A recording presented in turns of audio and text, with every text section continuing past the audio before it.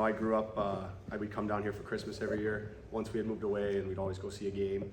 So the Panthers were the first team I grew up watching, really, and it was really special to be able to sign here and hopefully make an impression and stay here.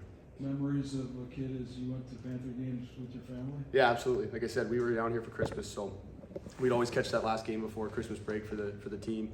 It was always a lot of fun, something we looked forward to. We'd spend Christmas at the beach, but we'd be at the rink still once or twice, so it was always a lot of fun, and we'd go to the ice then and skate in the free skates, so definitely a lot of memories down here. We always hear about the Panthers training camp being pretty intense the first couple of days. Just as far as day one goes, how was it for you? Yeah, it was tough. Today was a good day. A lot of fun, but we worked. It was a good pace, and it's one of those things where you're working hard, but you're having a good time doing it, and everyone's got the right attitude here, so it's been a lot of fun so far. You're in a unique spot. You skated with some of these guys. Like you said, you spent a lot of summers here. You kind of already one of the guys. Do you feel like the new guy, or do you kind of already feel? You know what? It's really nice because I've been on a few teams the last couple of years, and this is a new team, but we got a lot of familiarity with guys being down here probably the last 10 summers, whether it's Teddy, the equipment guy, or the strength coach, and obviously a lot of the players. A lot of turnover, but there's a lot of guys that I know, so it's been a nice adjustment, and obviously being here early, you feel like you've been around it quite a bit. I mean, for you, as a guy who grew up in South Florida and played in South Florida as a kid, I mean, coming back here and seeing the Stanley Cup champion banners, or seeing a brand new rink spring up here in Fort Lauderdale, and how things have grown. I mean, how's that been for you as a kid who's kind of grown up in the hockey scene down here? Yeah, you know what? I was born here, but I grew up in Chicago, so I didn't exactly get to play for the junior Panthers and stuff like that. But like I said, I was down here quite a bit. It seemed like players always kind of had to move to go to further levels before there was a AAA, and now you come down here and there's AAA teams. There's players that are homegrown, guys I train with in the summer, like Brandon Duhaime and Andrew Peak that were down here growing up. So you've obviously seen NHLers from here start to pop up, and it's only growing. And like you said, that brand new rink down in Fort Lauderdale is only going to help. Selfishly, it's really nice for me in the summer not having to drive out to Coral Springs, being 5 minutes away from the rink, and I think most of the guys live down in Fort Lauderdale, so that's been awesome. And this facility is just incredible, so it definitely helps. Some of us still live out west. But, I'm sure it's good for you. Yeah, good for you.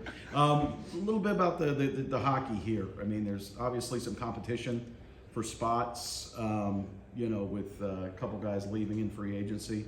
What are you looking to accomplish in this, other than obviously making the team? Yeah, it feels like a great opportunity here. They obviously had a lot of success, and with that comes guys leaving, guys getting better contracts, and it does open up a couple spots. And obviously, there's too many guys here for the spots that are available. But that's what makes training camp. That's what makes hockey. It's a competition, and I think if you ask any guy in there, that's what makes it fun. And just for me personally, just looking to play my game, and hopefully I can fit into the style of hockey. The one thing here is they have a specific way they want to play, and they know what fits. And you're not going into a game with any questions about your role or what your job is. I think that role clarity really helps players, especially myself. When I know what I'm supposed to be doing and I know what's expected, I think it helps a lot.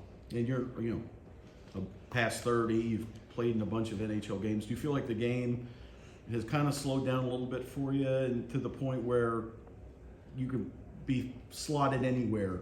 You know what, I do feel more comfortable in that I can play any type of role, and even last year was the first time I played my offside, and that's something I think I really grew with. So I do have the comfort that I can fulfill any role, but at the same time, it's the NHL, and you're never comfortable out there, and little mistakes turn into big mistakes, and you have to be at your very best if you want to play. And for me, yeah, I've played some games, and I'm past 30, but I feel like I'm still growing and still learning and getting better, and being around different coaches, and you pick things up every year from coaches, players, and being around just the guys here. It's a championship organization, and stuff that you can really lean on and improve your own game.